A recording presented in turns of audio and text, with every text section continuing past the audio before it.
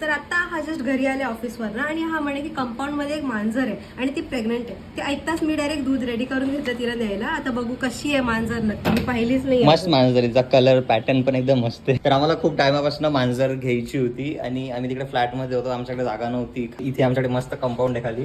ती जर थांबली आणि तिला बेबी झाले तर आम्ही ठेवू. आणि माझ्या बहिणीला बिलकुल नाही आवडत मांजर. बट आम्हाला दोघांना मांजर आवडतात. अरे तिच्याच बाहेर गेली, बाहेर चालली बघ. शेट बाहेर चालली ती, मला पण घाबरली वाटतं, पळून गेली. तिकडे समोरच्यांच्या कंपाऊंडमध्ये आली आहे. आली कोणी बोलायला नको आपल्याला, मग त्यांच्या माझी शैन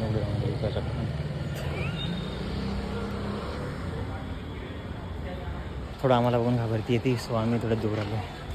तर आम्ही दूध आता इकडे ठेवून देतोय कारण ती आय गेस घाबरते ना ती. हां, ट्रस्ट इश्यूज, इट्स ओके.